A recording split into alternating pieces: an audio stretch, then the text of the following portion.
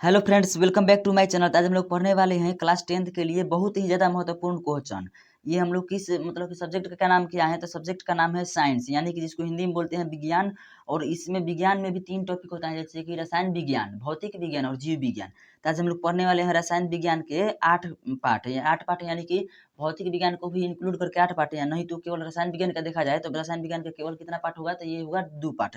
2 part में हम लोग क्वेश्चन पढ़ लिए हैं 40 यानी 41 तो क्वेश्चन पढ़ लिया। जब हम लोग पढ़ने वाले हैं 41 से आगे जितना भी प्रीवियस ईयर में पूछा गया क्वेश्चन होगा केमिस्ट्री से, जितना भी पूछा गया था पहले, उन सभी को इंक्लूड करके यहाँ पर कराए जा रहे हैं, ताकि आपके प्रीवियस ईयर में बहुत ज़्यादा क्वेश्चन पूछता है, इसीलिए प्रीवियस ईयर का अभी प्रीवियस ईयर पर जोर दिया जा रहा है। उसके बाद आगे मॉडल पेपर भी आएगा, जो मतलब कि आगे आपके बोर्ड की परीक्षा के लिए जो होने वाला है परीक्षा, उसके लिए जो महत्वपूर्ण होगा वो वाला केवल परीक्षा में यहाँ पर कराया जाएगा। तो चलिए सबसे पहले आप लोग 42 नंबर क्वेश्चन देखिए। तो 42 नंबर क्वेश्चन में दिया गया है कि विरंजक चूर्ण का रासायनिक सूत्र क्या होता है। तो विरंजक चूर्ण का रासायनिक सूत्र क्या होता है, तो यही बताना है। तो इसका पहला ऑप्शन है CaCl2, दूसरा है CaO, तीसरा ऑप्शन दिया गया है कि CaOCl2 और चौथा ऑप्शन दिया गया है कि CaOCl। तो विरंजक चूर्ण का रासायनिक सूत्र क्या होता है, तो इसका सही उत्तर हो जाएगा ऑप्शन सी, CaOCl2 इसका सही उत्तर हो जाएगा।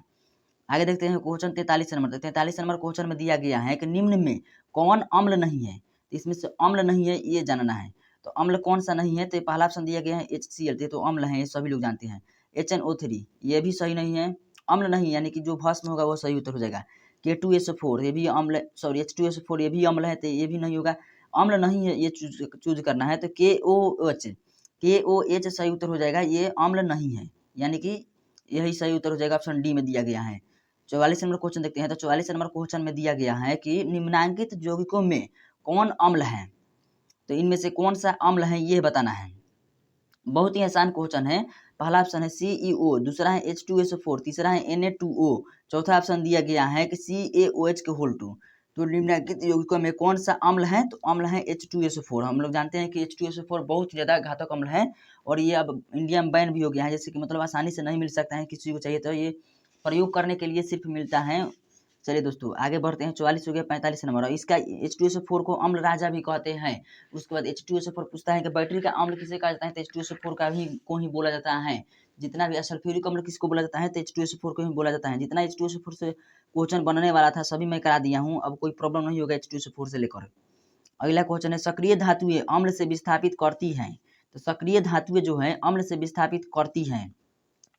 पहला ऑप्शन है Cl2, दूसरा है O2, तीसरा है H2, तो चौथा है SO2। तो सक्रिय धातु कौन सी है जो अम्ल से विस्थापित करती है, तो ये H2 है। तो ये देखिए कोई भी अम्ल होगा ना तो उसमें H जरूर होगा, तो यही पूछा गया है कि H किस में मतलब कौन सी ऐसा तत्व है जो हमेशा रहता है अम्ल में, तो वो रहता है H।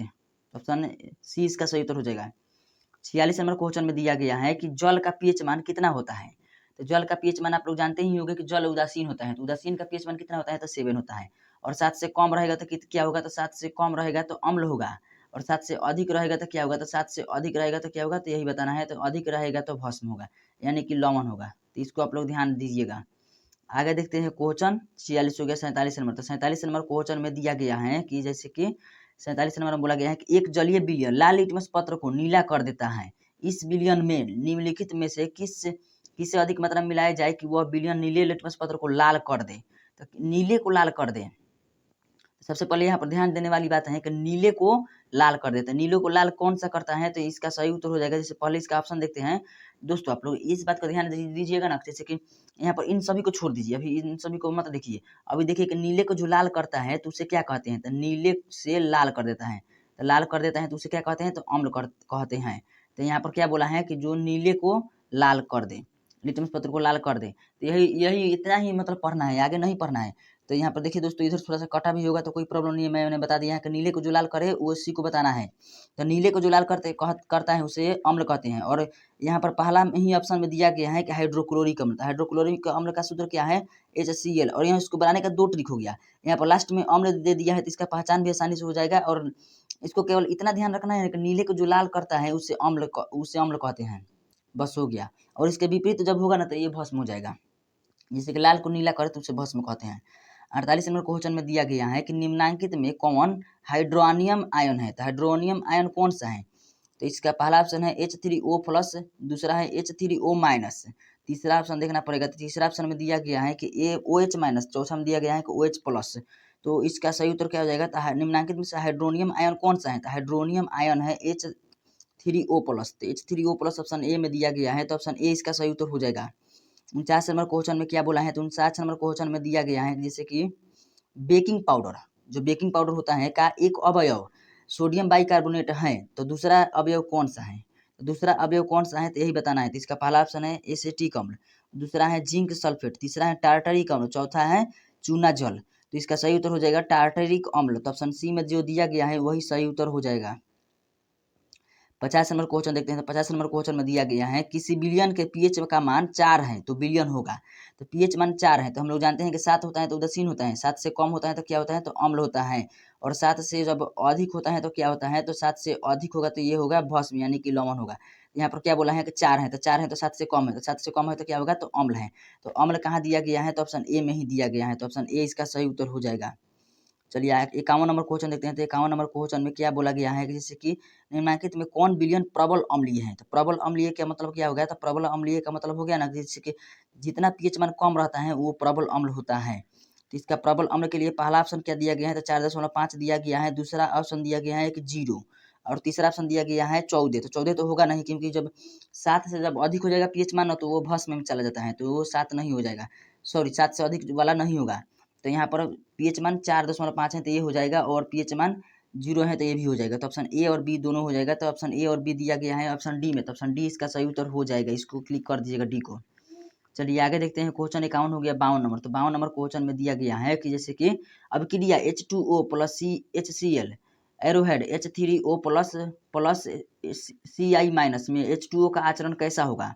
तो H2O का आचरण कैसा होगा तो यही बताना है। तो H2O का आचरण कैसा होगा? तो ये भस्म जैसा होगा। तो ऑप्शन बी इसका सही उत्तर हो जाएगा। 53 नंबर क्वेश्चन है। तो 53 नंबर क्वेश्चन में दिया गया है कि 1 बिलियन नीले लिटमस पत्र को लाल करता है तो बिलियन का पीएच मान कितना होगा? तो इसको ध्यान से देखने वाला जरूरत है कि नीले को लाल कर रहा है, तो नीले को जब भी लाल करेगा ना तो अम्ल होगा। ल देखिए दोस्तों, इसको रिलेट कीजिए। यहाँ पर लास्ट में ल आ रहा है, लाल में लास्ट में ल आ रहा है, यहाँ पर अम्ल में भी लास्ट में ल आ रहा है। तो इस तरह से आप लोग रिलेट करके याद कर लीजिए, क्योंकि लास्ट में जो ल आएगा ना तो इसी से हम लोग रिलेट कर लेंगे। तो अम्ल जैसे कि अब क्वेश्चन पढ़ते हैं कि 1 बिलियन नीले लिटमस पत्र को लाल करते हैं तो बिलियन का पीएच मान कितना होगा? तो नीले को लाल कर रहा है तो लास्ट में कितना है? ल है, तो इसका सही उत्तर क्या हो जाएगा? तो अम्ल हो जाएगा। तो अम्ल का पीएच मान कितना होता है? तो 7 से कम होता है, तो 7 से कम वाला सही लगा देंगे। तो 8 गलत हो गया, 10 गलत हो गया, 12 गलत हो गया, यहाँ पर 6 सही उत्तर हो जाएगा। तो ऑप्शन डी इसको क्लिक कर देंगे। 54 नंबर क्वेश्चन में दिया गया है कि उत्फूलन लवण होते हैं, तो उत्फूलन लवण कैसे होते हैं? तो इसका पहला ऑप्शन है अनाद्र लवण जो वायु के जल वाष्प को अवशोषित करते हैं, दूसरा है जलयोजित लवण जो वायुमंडल में जल के अणु त्यागते हैं, तीसरा है नीले लिटमस पत्र को लाल रंग में परिवर्तित करते हैं, और चौथा है लाल लिटमस पत्र को नीले रंग में परिवर्तित करते हैं। तो उत्फूलन लवण होते हैं तो वो कैसे होते हैं? तो वो होते हैं जलयोजित लवण जो वायुमंडल में जल के अणु त्यागते हैं। तो ऑप्शन बी इसका सही उत्तर हो जाएगा।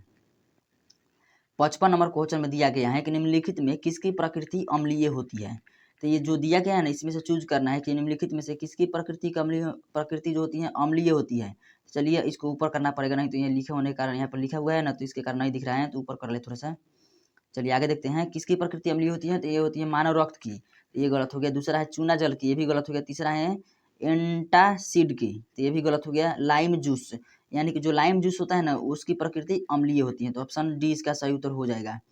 56 नंबर क्वेश्चन में दिया गया है कि 56 नंबर क्वेश्चन में क्या बोला गया है कि अगर आपको शंका है कि मिट्टी की अम्लता के कारण गमले में फल का पौधा ठीक से विकसित नहीं हो रहा है तो निम्नलिखित में किस पदार्थ को मिट्टी में मिलाएंगे?